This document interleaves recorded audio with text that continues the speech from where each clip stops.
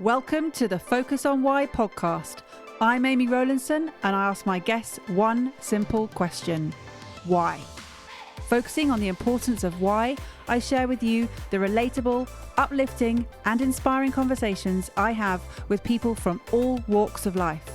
This podcast will encourage you to focus on your why to enable and empower you to achieve the success you desire.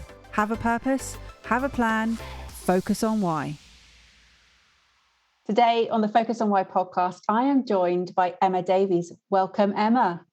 Hello, thank you for having me. Well, we've been brought together by the wonderful Kelly Forrester. She sent me a message and said, you have to have Emma on your podcast. She's a perfect guest for you. And I was intrigued. So we had a conversation and indeed, please share your story. She is a force to be reckoned with, isn't she, Kelly Forrester?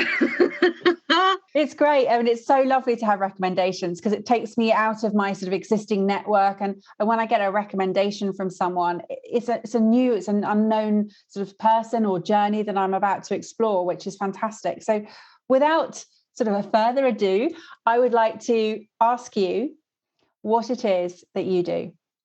So I am a lawyer by day, which is my day job, but now I'm an author by night, which is the new bit to me, and which is what Kelly helped me with last year. So that's my new why. So I am still a lawyer by day, but now by candlelight, I am now an author. And when we first spoke, I was a published author of one book, but now I'm a published author of two books, with a third in the pipeline. So that's the new why for me, and it's sharing my story. So about this time last year, actually, I was a very different person to what I am now 12 months on. I wouldn't even do a live on Facebook, let alone be sat here interviewing for a podcast and having been in the paper and on radio stations.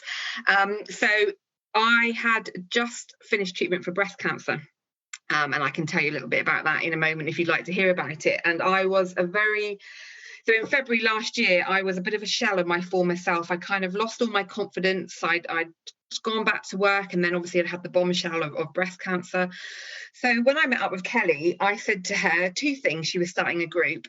It was for entrepreneurs and how to get more exposure and to grow your business. So I didn't have a business that I wanted to grow, but I wanted to find me again. I wanted to find myself. And also I wanted to publish a book because you have breast cancer and you write a book. Why not? So that's where I was this time last year, and that's how I got introduced to Kelly. So I don't know if you want me to go back a little bit further than that then and talk about what happened with the breast cancer diagnosis, and how I dealt with that a little bit uniquely, I suppose, might be the word that you might use to describe my venture through breast cancer, and how because of that I ended up sharing my story and becoming a published author. Well, take us back to where you feel you need to sort of articulate why you're doing what you're doing.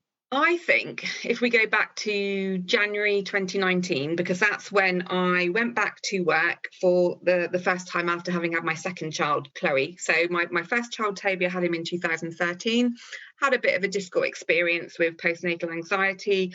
One minute you're climbing the career ladder, being a successful lawyer. The next you have a small human, and it just knocked me for six. So I didn't have the best of maternity leaves during the first time round because I'm mum guilt, all the guilt, and it was just a really lovely time, but also a very difficult time for me personally, and I kept it all in. Then I went back to work and I thought, right, this is it. I can juggle being a mum and also juggle being a professional. And I couldn't keep that up for very long without sharing. So I did a lot of work on my mindset, and I practiced mindfulness techniques, and that got me out of a hole and back on the right course. So doing that, when I came to the second time round and I was on maternity leave with Chloe, I thought, right, I'm going to enjoy this. I'm going to embrace it. I'm going to live in the now. And it was a very different experience. It was wonderful. Don't get me wrong, it was still hard. Sleep deprivation and a small human is never easy, even if you've got the most positive attitude. But it was a very different experience and I really enjoyed it. So January 2019, I went back to work. It was the year I turned 40. So I had this 40 things at 40 bucket list that I was going to be ticking off. And I was getting back into work and everything was going well. I joined Slimming World and I'd lost 3 stone because I really wanted to address that. So it's kind of the 40 was the big, right, let's really sort out what you're doing this year. And then I woke up in June and I found a lump. And 2 weeks later, I was being told I had breast cancer, which was not on my 40 things at 40 bucket list by any stretch of the imagination. And as you can imagine, it kind of curtailed my 40 things at 40 bucket list. And the summer, well, all the plans we had, all the childcare arrangements, it just all completely changed and got turned on its head. And I had triple negative breast cancer, so there's nothing wrong with my BRCA genes, there's no history of it in my family, just a random mutation, a random thing that happened to me. And to start off with, I can't begin to explain the fear that I felt when I was told that. You think you know about cancer, but when you're told you have it, you can't think. Your mind, I thought, oh, am I going to grow up? My kids aren't going to have a mum. It was just an awful period of time. And in those 5 days when I didn't know what I had or what the treatment plan was, that was a very scary time. But then I went in and they had a plan. And once I've got a plan, I thought, right, well, there we go. They're talking about treatment. We've got a plan. Get your head in the right space. And ironically, because I'd done a mindset reset challenge in the January with the amazing Mel Robbins, I was in the best place both mentally and physically when this happened. So it couldn't have happened at a better time. Ironically, if it's going to happen, that this was the best time that could have happened to me. And once I got into the flow of things, it was the waiting, but once I got into chemo, because I was straight in with chemotherapy, and I had it weekly for 12 weeks, then 4 lots of every 3 weeks. And as I got into it, I got into a flow. I sent out a message to all my friends saying, right, business as usual, don't mind your P's and Q's, because I didn't want to lose anybody and I didn't want anybody to think, oh, I haven't got the right words to say. And I just wanted it to be business as normal. And Darren came with me, my husband, for my first appointment. And then I put out a little job advert to all my friends asking if anybody else would like to join me. And then all of a sudden, my 12 weeks are all booked up with my chemo sitters, as I called them. And each week, each one tried to outdo the one before. So it turned into this little joke, if you like. I mean, we were on the ward for 5 or 6 hours. Now, what mum doesn't want to sit with another mum and chat with a hot cup of tea for 5? It was amazing. So actually, it turned into a really positive thing. The nurses thought I was nuts. One week I had bingo with a friend. The next, another friend did a full set of gel nails. And it was different things. And I started blogging. Well, I'd already been blogging before, but I was sending messages out to my friends every Tuesday. So my phone was going a bit crazy and I had to train everybody to just kind of wait, get the message on a Tuesday. So they started to do that. And it just built up from there. So first off, I was journaling, because I've always found it really cathartic to get all those jumbled up thoughts out of your head, down onto paper, and then you can process them. But I was sending out my weekly blogs. And people were saying, oh, you're quite funny, or they were enjoying what I was telling them. So I did a hair sweepstake. I asked them what I should dress up as at Halloween. So I went with Uncle Fester because I had a bald head and I'll never get away with that again. So as I was going through treatment, I was just so busy and actually having a bit of fun with it as well. And I've never been so authentically me in that whole time that I was going through treatment, because I wasn't working. I could just focus on myself and the children. And people were coming back and saying, oh, you should write a book. And I thought, do you know what? I will. I love books. I've always wanted to write a book. And ironically, cancer gave me both the topic and the time to be able to do it. So it started off with the journaling. Then I wanted to record all the wonderful messages that everybody was sending me. So all that was in there. And then I thought, hang on a moment, this can be bigger than this. I can write something that can help other people, that can help people going through treatment, or not even necessarily just breast cancer treatment, any kind of cancer treatment, or any big thing, to show that actually you take control of it and you do it on your terms, and you reach out to people. If you need some help, tell them what you want, and don't be afraid to ask. So then I thought of all the different topics, all the things that had helped me, and I thought, right, this is useful information, put it all in a book. So I had this massive list of topics of all things I wanted to include, and it just spiraled out of control from there, to be honest. And I needed Kelly to sort my mindset out again on how to take it to the next level. And when I met her, I think I had about 20,000 words. And now by the time it's published, there's over 100,000 in there. So it's a beast of a book. Yeah, it's fantastic. And I love the sort of chemo chat elements to this whole scenario, that you brought your friendship and you brought your world into the space that you could do that. And you allowed everybody in, because actually, it is a fearful position that you could have been in, or you could have been in this sort of state of woe is me, but what you did is you allowed people to express their love and bring them into your fold, and that made a difference. It made a hell of a difference. And I think what I learned, and I made a lot of new friends along the way through this process, and everybody's different. Everybody deals with news like this differently and how they approach it. And some people go quiet and they like to take themselves off, because although I was making a lot of light of what was happening, I was also very honest with people. And as the symptoms built up over the weeks, it was kind of a cumulative effect till I was having chemo from the 23rd of July to the 17th of December. That's a 5-month period, and it knocks the socks off of you. It's, these potent drugs, which are amazing on one hand, because it's killing the thing that shouldn't be in you. The side effects, they all started building up, and come towards the end, there were times also when I would feel a little bit sorry for myself. But generally, because it was so fast paced, it was weekly. You'd go in on a Tuesday and I'd have a routine. Go in on a Tuesday, feel fine, feel a bit rubbish on a Friday, rest over the weekend, repeat. Because I had, at the time, my children were, 5 and 1. So a lot of people said, how's she going to manage with children? But actually, I think it was that routine that really kept me going. And because I was inviting everybody in, to start off with, everybody was a bit, can we make light of this? Now, don't get me wrong, I'm not for 1 minute suggesting that cancer is funny, because it's absolutely not. But it was the way that I dealt with it. I've got a silly, quirky sense of humour. I don't take myself too seriously. And I didn't want people to feel sorry for me or worry about what they were going to say. And I didn't want to lose people. So it's almost like I gave them permission. I was like, right, these are the rules. This is what we're playing by. And some people were a bit timid to start with, but then when they realised it was just business as usual, they thought I was nuts as well, I think, to be honest. But I think it was that because I didn't have any control over what was happening to me, I did have control over how I felt about it and how I wanted it to go. And I think that really helped me. I think if I'd have started losing people, and if I'd have been isolated and away from people, then that would have been a very different story for me. And you mentioned the feeling of fear and how actually once you had a plan in motion, that sort of alleviated the fear. And probably not totally, but to a certain extent that you knew that somebody was in control of it. Yeah, it did. And I mean, I think it just completely, I can't even begin to describe the fear. I've never had a feeling like that. And when in that, it was only a 5-day period, because the Royal Devon Exeter Hospital are absolutely amazing. That's how long I had to wait from the biopsy to get in the results and the plan. It was so quick.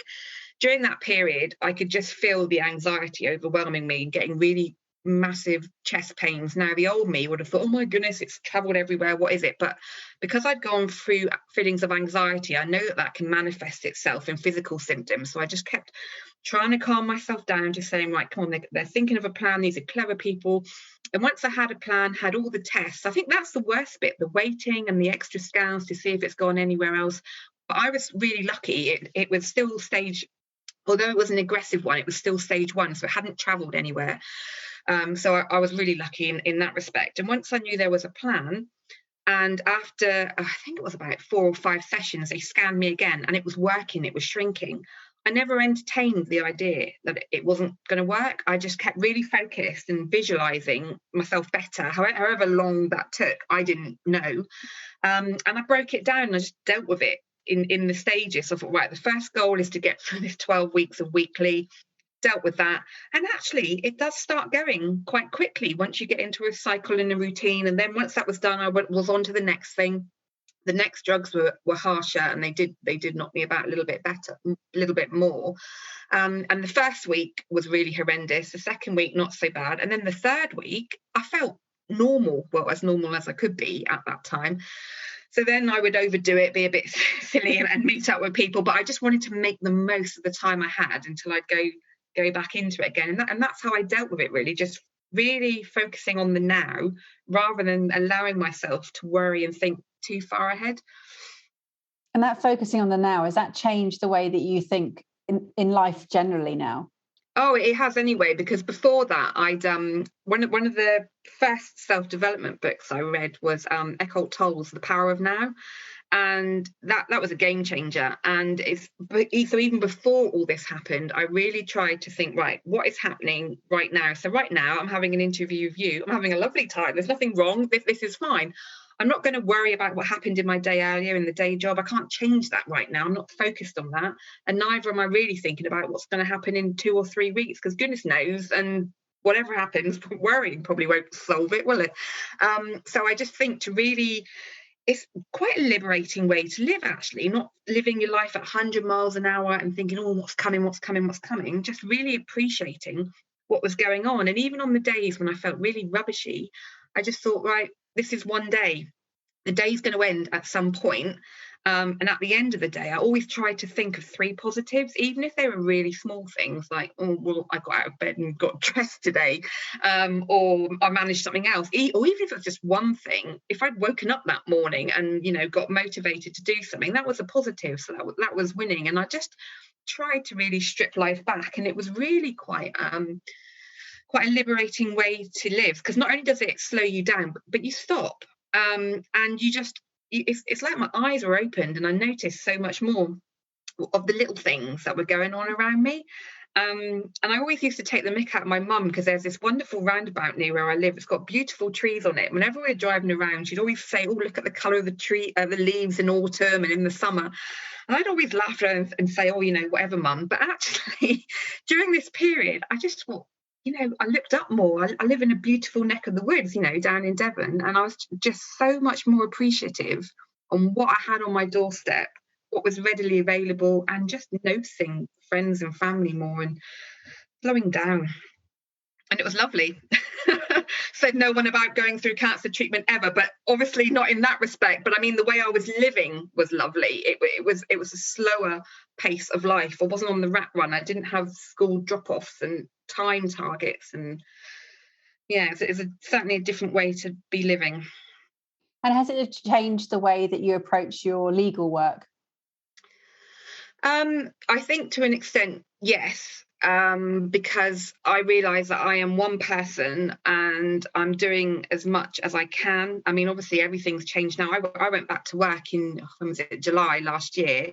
So I've just gone back to work after being away for a year. I'm working from home. I mean, on my own, in an office environment, you're batting ideas off of each other. So to go back in when my confidence was quite low anyway, and I really had to give myself a break. And I thought, well, come on, you've just been through a really big thing. You have still got it up there. It may take you a little while to locate it. But I went back on a phased return, and I just went back slowly. And as the months went on, I could feel you can feel yourself, with all good intentions, you can still feel yourself slipping back in. But then I thought, well, no, just concentrate.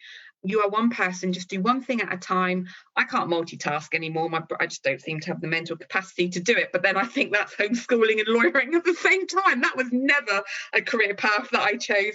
So but in that respect, I just go back to the basics and I'm stripping it out again. So I've come up with a working arrangement with work where I do a couple of hours during the day job, then I stop, I turn the computer off, I go and do some homeschooling with my son, and then I go back. Because when I was trying to do it all, I just wasn't serving anyone. I couldn't do my job properly, I couldn't help Toby properly, but also I was very quickly realising that I was getting tired.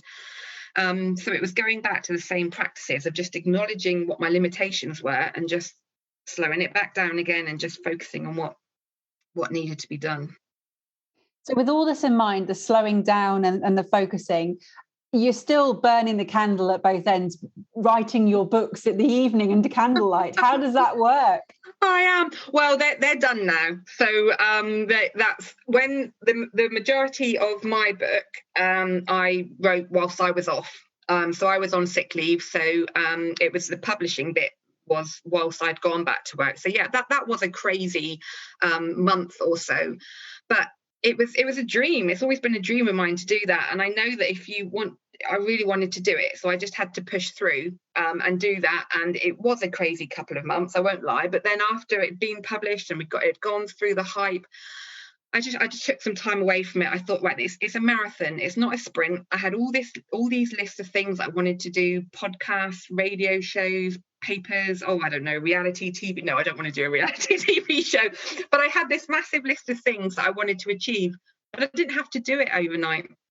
So I took some time away from it because I also didn't want to feel burnt out and start, not enjoying it.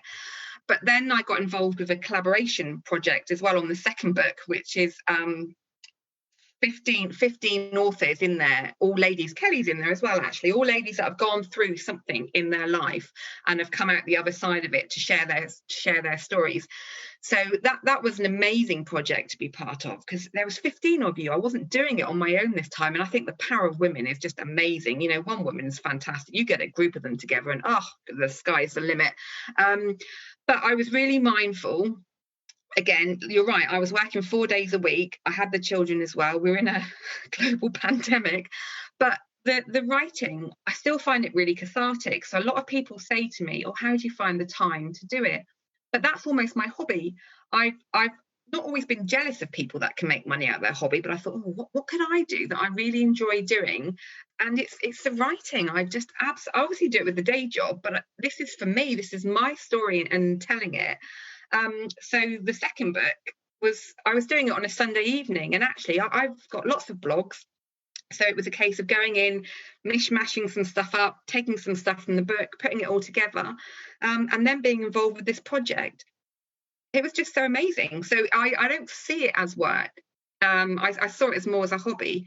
And now there's something else in the pipeline as well. A third one. It's a fiction story. I've never done a fiction story, and I was invited to do it. Would you like to give it a try? Why not? So we'll see how that goes. But again, it doesn't feel like work. It feels like a passion, and it feels like that's the bit of time that's for me. But I am really mindful about, with everything that's going on, having to juggle the job and also the homeschooling, I've been getting really tired. So I've just been taking some time off from work, the odd day here and there, trying to get out in the fresh air, and just reminding myself of what was important to my mental health going through the treatment, and just repeating that process, because there were a lot when all this was kicking off. It was nearly 12 months ago now, wasn't it? In March last year, it came as a massive shock to people, and people weren't sure how to react to it. But I'd been practicing isolating for 8 or 9 months. Although I'd still been going out and meeting people, I wasn't going to massive gigs or festivals where there's a lot of people around, because my immune system was compromised. So I was like, well, hang on, let's just calm it down. Let's try, and yes, it's a change, but we can't do anything about it, but we can change how we feel about it. So let's just strip it back, take it one day at a time, and see how it goes. Now, I'm not suggesting it was all fun, and because it certainly wasn't. It was very difficult. But it meant that we could get out on bike rides in the middle of the day, and go and sit out in the garden when you wouldn't have otherwise been able to do that. So I was just trying to still look for the positives in a situation which was really quite daunting. And you sort of made the flippant comment that, nobody wants to have cancer, but it has changed your life, and it's given you so many different opportunities. And as you say, that opportunity to sort of reset and slow down. What have people sort of come back to you and commented on, having read your book? What has been the feedback there? I had a lady who actually just messaged me today, and she said, "You don't know me," and I don't, and that seems weird now to think that. First of all, it was friends and family, my fan club, buying the book, but now it's gone further. It's like the ripples, and I know you talk about ripples of effect, how it's gone out, and random people who I don't know are messaging me now, and they're saying that they really enjoyed the story. They feel they know a lot about me, and it's really helped them. Even people that are reading that don't have breast cancer, or don't necessarily know people who've had it, but they've just enjoyed, and I say the word enjoyed, that it was upbeat, and I was very open and honest. It's a very raw read, and to start off with, it's obviously even I can't start off the journey making light of it, because it isn't. It's horrendous. But then I think because it turns into something else, it's a story of hope and friendship and love amongst family and friends who've come together. And I think that's what people are enjoying from it, to see how it's just my grit and determination to do things on my terms. And other people have said it's really helped them. I've already had people who are going through the experience, and they just said they've just found it so empowering to know that someone's gone through it and come out the other side. And that's what I really wanted to do, was to grab them by the hand and just take them through it. And obviously friends and family have read it and commented, and they said it's like being in a room with me. The way I've written it is just the way that I speak, and they said it's like when you're reading the book after you've watched the film. And I thought that that was lovely, because then that means it's really authentic, and it isn't going to be everybody's cup of tea, because it is quite jokey and it is a little bit sweary. But that's just my personality and quirky sense of humour. And so many times I nearly backed out of doing it. I thought, oh gosh, should I do this? Is it going to damage me professionally? Because obviously in the day job I don't go around being a bit of a potty mouth or being a bit quirky. It's very serious stuff. But I thought, no, this is my personality and this is my sense of humour. And if I'm going to tell a story, I need to tell it as if it's just coming out of my mouth. So it's just very authentically me. And I think that comes back in the feedback and comments that I've been having, which is lovely. And I love that expression that you just said, that reading the book is like living through the film and then reading the book. And reading the book afterwards. Yeah, but funny you should say that. I was just thinking, as you're sort of sharing this whole journey that you've been on, that it would make for a fantastic film or a TV series for people to sort of see it in person. You can read it, but also just to sort of have that come to life more for them. Oh, do you know what? I'd absolutely love that. So if you've got any contacts in that arena, then send me their way. But I think what I love about it was when you start off, I don't know. I was quite shy, and I thought, well, do I ask these questions to the medical experts? And I thought, hang on a minute, I'm a professional in my field, they're professionals in their field. I'm going to ask all the questions, and I'm going to do this on my terms. If ever there is a time in your life when you can just be you, now is the time to do it. We're not promised tomorrows. And I think the lovely thing is that since I've gone through this, that's just stuck in my head now, and there's so many positives came out of this experience. Like, don't get me wrong, I would rather have not have had cancer, but it's really now taught me that if an opportunity comes along, take it. If you want it, say yes more, say no more. If you don't want to do something, just say no. Nobody cares. And I always used to be quite a perfectionist and try and turn up for things on time. Gosh, when I had cancer, I'd cancel at the last minute, and nobody bats an eyelid at you. And I thought, oh, these years I've been a people pleaser or tried to do all these things. And don't get me wrong, I haven't turned into this awful person who doesn't do anything for anyone anymore. Quite the opposite. I still do a lot of stuff and want to do more things, but it's just the opportunities that have come out of it. I wouldn't say I was stuck. I enjoy what I do for my day job, but it's not a passion. And this writing is, but also it's knowing that I can write to help other people as well. So, for example, I've £2 from every paperback I sell goes to Force Cancer Charity, which is a local charity. And the idea, they helped me and my mum so much through this process with everything that we were going through: complementary therapies, counselling, acupuncture. Who knew sticking pins in your ears can sort out the hot sweats from the surgically induced menopause? Amazing. But the help that they gave us was so fantastic. So now it's my turn to give back to them. And so far I've raised over £700 that I've been able to donate to them from the book sales, and that just feels amazing that I can do something for a charity that did so much for me. I got involved with their Christmas campaign to help raise awareness and encourage people to donate, because charities took a massive hit last year. And I've just met so many wonderful people through this process, getting involved with Kelly. That's rippled out. And so talking to yourself, I wouldn't have met you if it wasn't for her. And me thinking, oh, do I sign up to her membership or not? I thought, yeah, let's do it. And now I find just saying yes more. The next thing I want to get into is public speaking. And randomly, a couple of weeks ago, I got a message asking me if I'd like to come and speak at a Women in Leadership conference in May, from a recommendation of a friend who'd read the book to someone else who happened to know someone. And she just messaged me out of the blue, and she almost said, apologies for messaging you. We were wondering if you'd like to do this. And I said, oh, you want me to come and speak to you? It's powerful, your story. So it's now making me think, oh, okay, embrace it and just go with it. And ironically, I don't like public speaking at all. So that is going to absolutely push me out of my comfort zone. And I said to her, how many people? And she said, maybe 200, 250. I've never spoken in front of that many people. And it will be on a virtual platform. And I just thought, what's the worst thing that's going to happen? They're coming to listen to you tell your story. You are an expert in your story because this is you. So it's almost now I'm thinking, just have the confidence, just go with it and take the opportunities and see what happens. Well, I can imagine that you absolutely smashed that talk, and you're right. I mean, you're not alone in the fear of public speaking. It is a very high fear. In fact, it actually comes, I think death comes third on the list of the biggest fears in the world.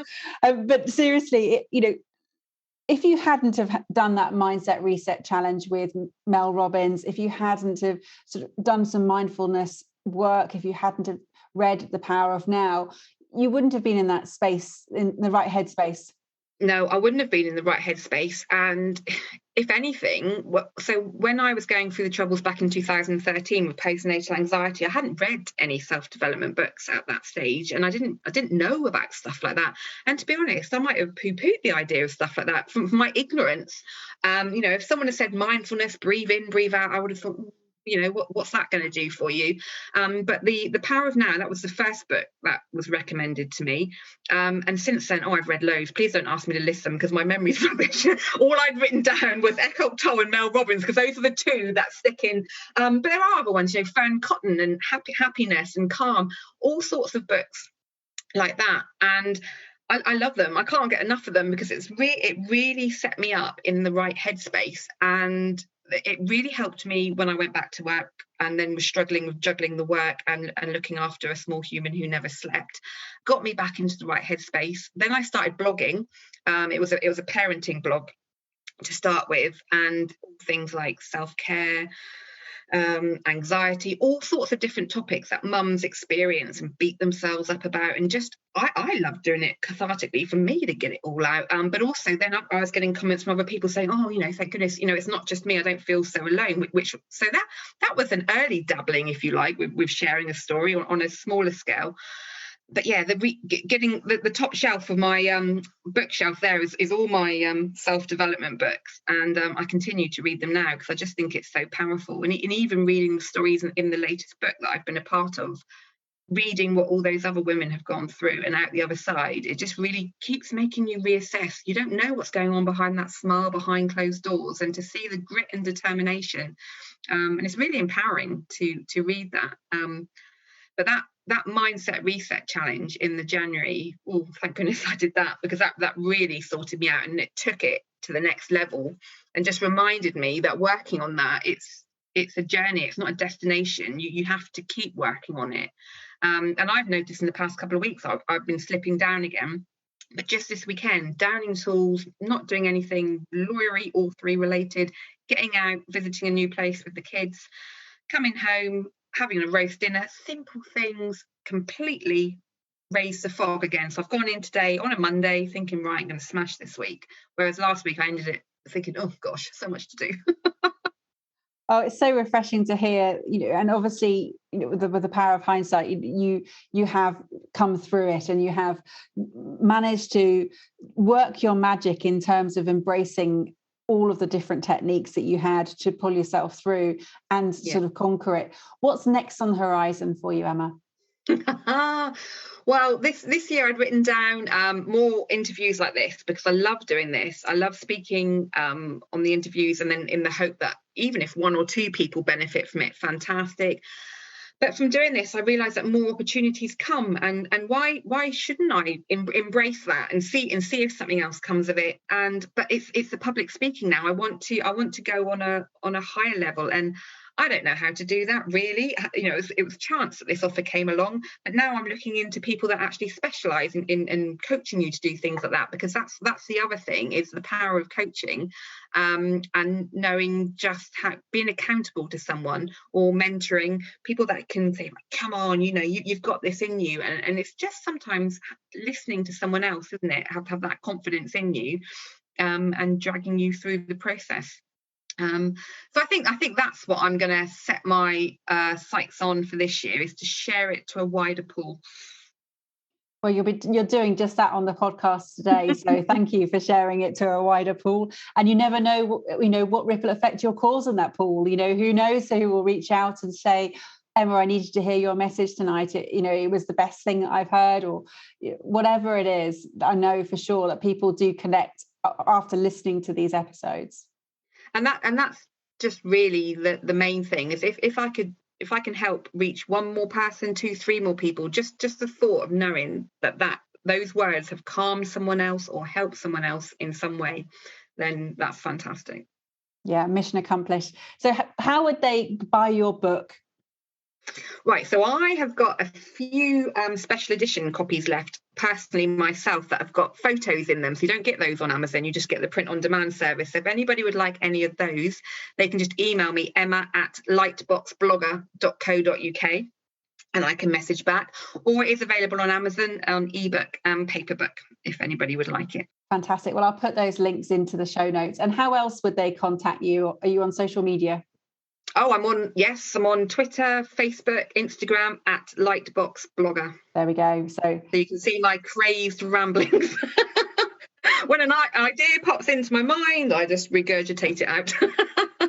It's the best way. It's all good. And you know, as you say, if there's one person that hears the message that you're sharing that day that makes a difference to them, then you know, as I said, mission accomplished again. So it is. It's really, and what I do on the first day of each month, I always remind people to check themselves. And actually, the number of times what a friend or even a random stranger will message and say, "Thank you ever so much. You've reminded me I need to do that." And then another friend messaged, "Thank you so much. I found something. Went to the doctor. It's nothing, but I got it sorted." I'm like, yes, because I'm only a little fish in a massive pond. There's so many amazing influencers out there. But then I think, well, if that's one more person who's gone and got themselves checked out, then fantastic. Yeah, we all have a role, even if we're little fish. We do. So thank you so much, Emma. It's been an absolute pleasure having you on the show. And thank you to Kelly for introducing us. So it's been wonderful. Have you got some final words for the audience, please? Well, I'm going to go with my 2 favourite sayings. And I know some people love these, some people hate them, but it's what got me through. So this is my interview, so I'm going to leave you with those. My first one was, if you don't like it, change it. But if you can't change it, change the way you feel about it. And that was my approach to cancer. But then my one was, positives can be found in the darkest of times, but if only you're open to looking for them. If you open your eyes and you look, you can find something positive in most situations. Thank you for listening to the Focus on Why podcast. I'm Amy Rowlandson, and if you've enjoyed this episode, please leave me a 5-star Apple Podcast review. Connect with me on LinkedIn, Instagram and Facebook, and become a member of my inspiring, uplifting and positive Focus on Why Facebook group. I help people to focus on their why with clarity, uniting their passion with their purpose with a plan, to create the life they truly desire. If you would like me to help you focus on your why, then please book a free 20-minute coaching call via calendly.com/Amy Rowlandson. And if you haven't already, please sign up for the Friday Focus weekly newsletter via my website, amyrowlandson.com. Have a purpose, have a plan, focus on why.